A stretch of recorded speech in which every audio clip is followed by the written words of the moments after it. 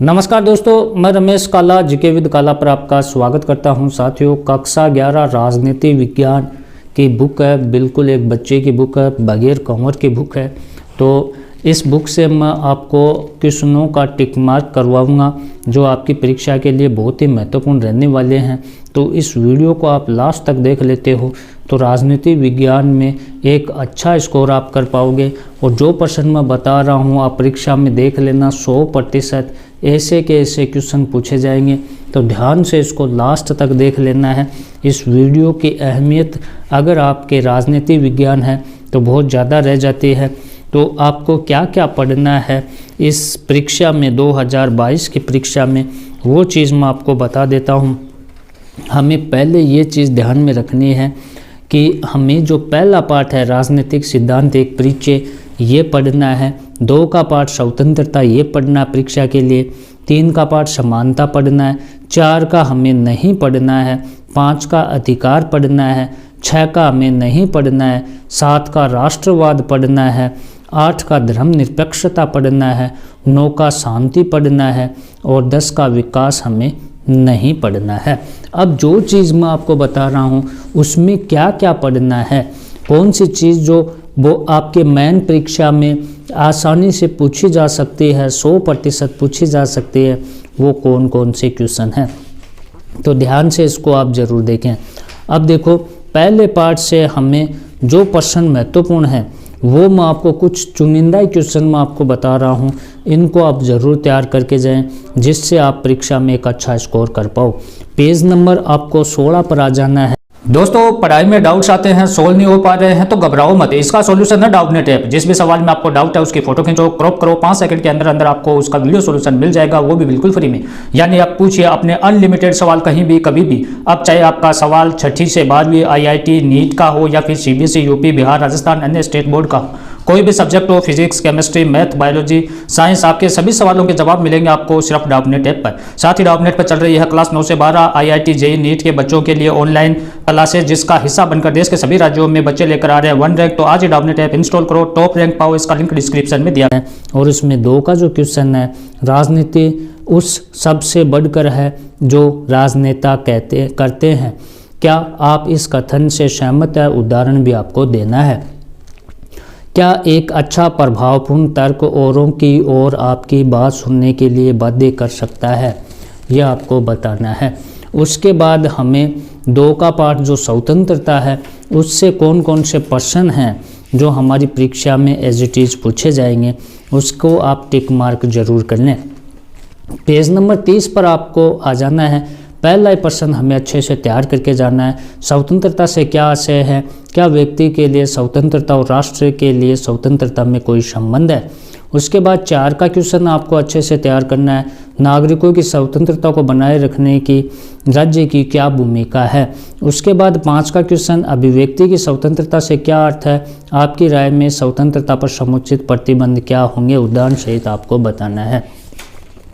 महत्वपूर्ण प्रश्न मैं आपको बता रहा हूँ। समानता वाले पार्ट से हमें क्या क्या पढ़ना है वो मैं आपको बता देता हूँ जिससे परीक्षा में आपको एक अच्छा स्कोर देखने को मिले। पेज नंबर आपको 50 पर आ जाना है और हमें ये 4 का क्वेश्चन याद रखना है और एक ये 6 का क्वेश्चन याद रखना है। अच्छे से इनको रट कर जाना है। उसके बाद सामाजिक न्याय वाला पाठ हमें नहीं पढ़ना है और उसके बाद हमें अधिकार वाला पाठ पढ़ना है। अब अधिकार से हमें कौन कौन से प्रश्न पढ़ कर जाने हैं, पेज नंबर 76 पर आपको आ जाना है। अब उसमें आपको क्या पढ़ना है? अधिकार क्या है, पहला प्रश्न पढ़ना है। वे महत्वपूर्ण क्यों है? अधिकारों का दावा करने के लिए उपयुक्त आधार क्या हो सकते हैं? 2 का पढ़ना है, किन आधारों पर ये अधिकार अपनी प्रकृति में सार्वभौमिक माने जाते हैं? 4 का पढ़ना है, राजनीतिक आर्थिक और सांस्कृतिक अधिकारों में अंतर बताइए। हर प्रकार के अधिकार के उदाहरण भी आपको देने हैं। उसके बाद महत्वपूर्ण प्रश्न की बात करूं मैं तो इसमें आपको हमें पढ़ना है, नागरिकता वाला नहीं पढ़ना है, राष्ट्रवाद वाला पढ़ना है। अब राष्ट्रवाद से जो प्रश्न बन रहे हैं हमारे वो कौन कौन से हैं?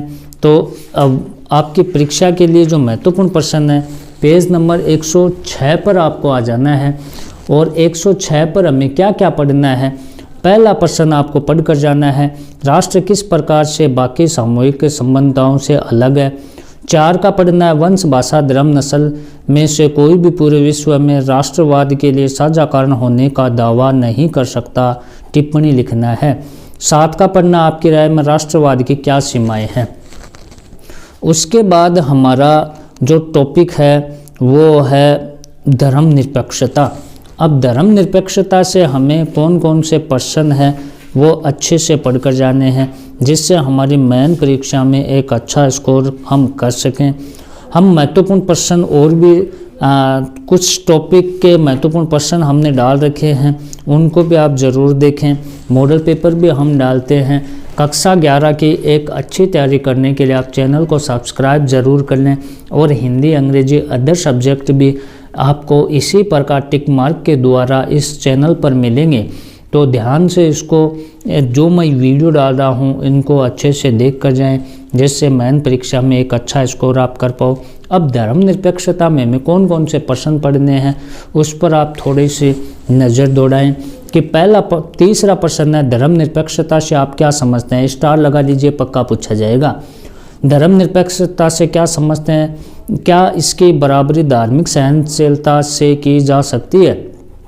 5 का प्रश्न है हमारा, भारतीय धर्मनिरपेक्षता का जोर धर्म और राज्य के अलगाव पर नहीं वरन उससे अधिक किन्हीं बातों पर है, ये कथन आपको समझाना है। उसके बाद हमारा जो पाठ है शांति। अब शांति से कौन कौन से प्रश्न बनने जा रहे हैं, शांति से आपको सुनना है, धैर्य से सुनना है। अब देखो इसमें हमें कौन कौन से प्रश्न पढ़ने हैं। जो मैं आपको क्वेश्चन बता रहा हूँ साथियों, इनको आप टिक मार्क जरूर कर लें, अच्छे से इनको आप तैयार करें। और बोर्ड परीक्षा की आपको जो 12वीं में जब आप होंगे तो उसके लिए भी इस चैनल पर काफ़ी मैटर आपको मिलेगा, क्योंकि हिस्ट्री पॉलिटिकल हम हर साल अच्छे से पढ़ाते हैं बोर्ड क्लास के। तो आप अपनी छुट्टियों में राजनीति विज्ञान हमने कंप्लीट करवा रखे कक्षा 12 की, तो वो भी आप प्लेलिस्ट में जाकर अच्छे से पढ़ें। नोट्स भी हम प्रोवाइड करवाते हैं।